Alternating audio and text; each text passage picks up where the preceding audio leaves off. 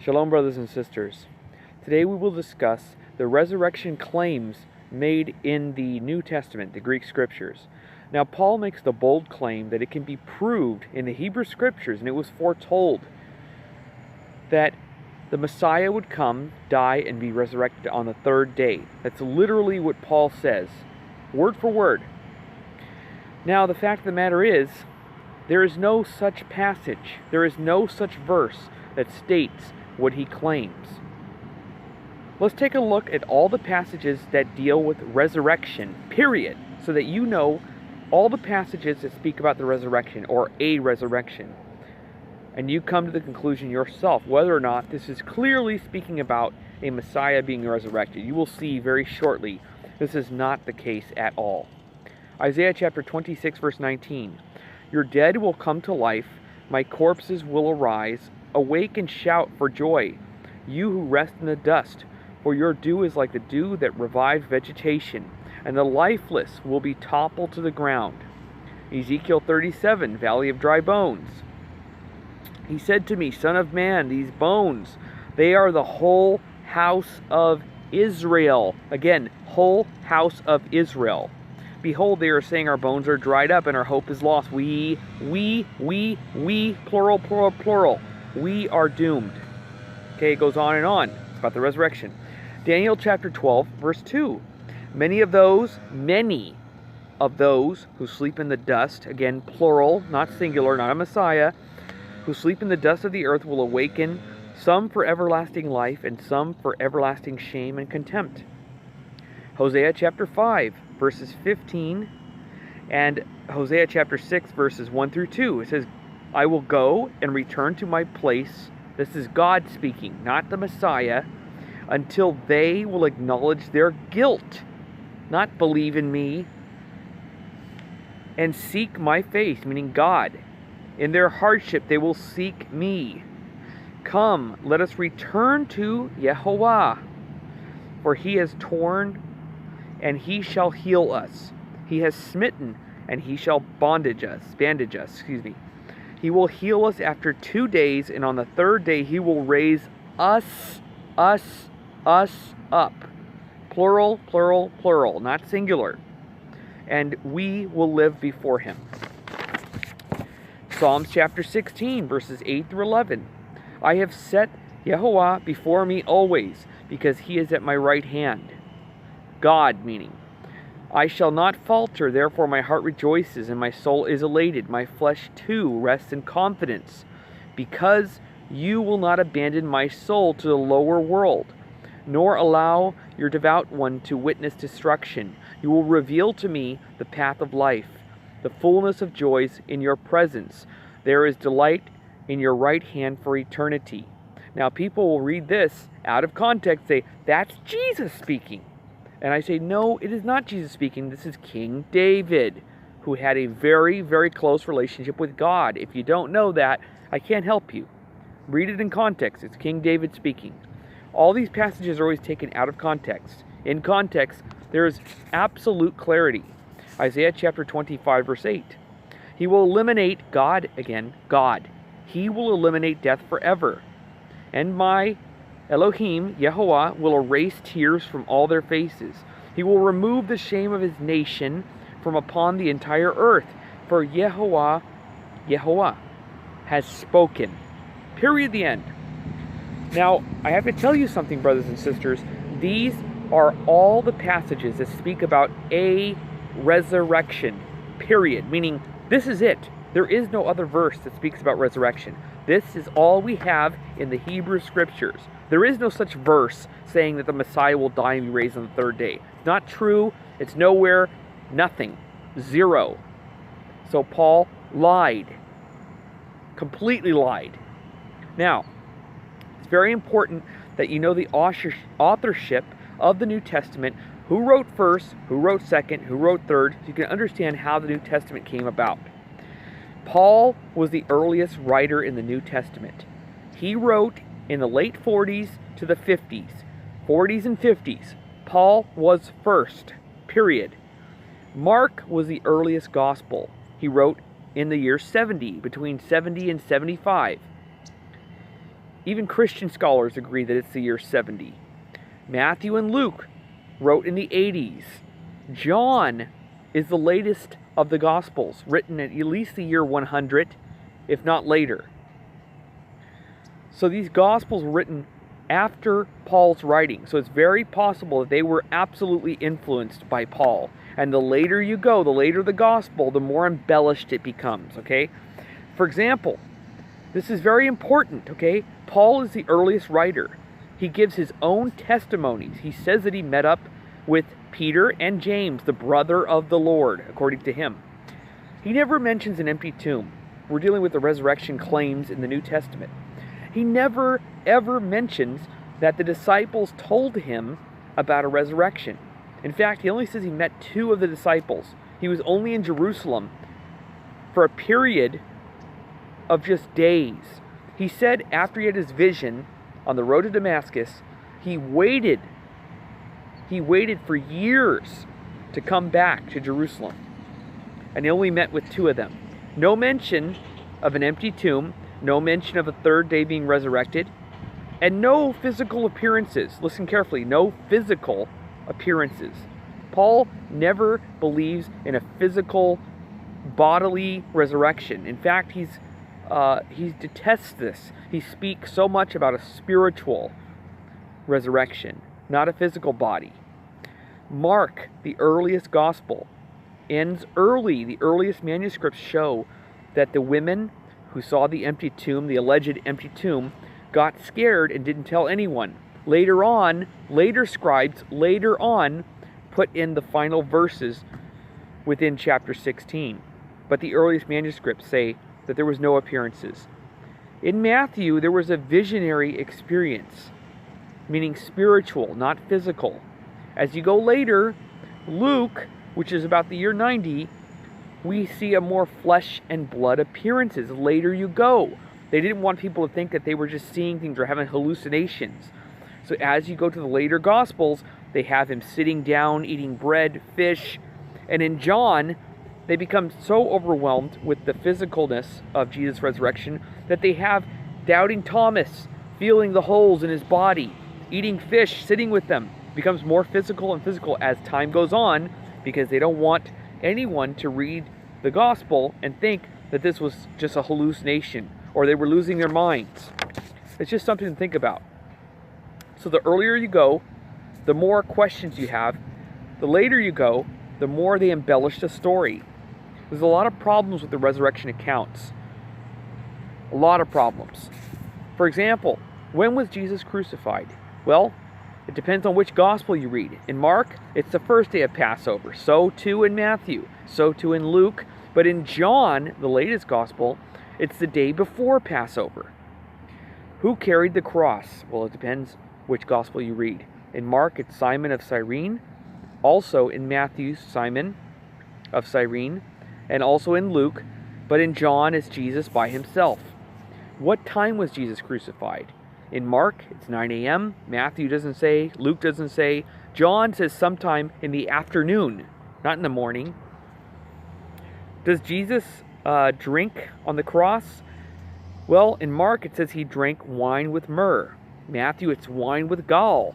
Luke, it's sour wine. John, it's sour wine. Does Jesus accept the drink? Mark says no. Matthew says yes. Luke doesn't say. John says yes. So we have a lot of contradictions there. 2 thieves are crucified alongside Jesus. Does either one acknowledge him?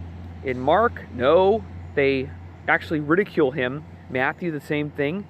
In Luke, only one does. The other one says, shut your mouth. He didn't do anything wrong.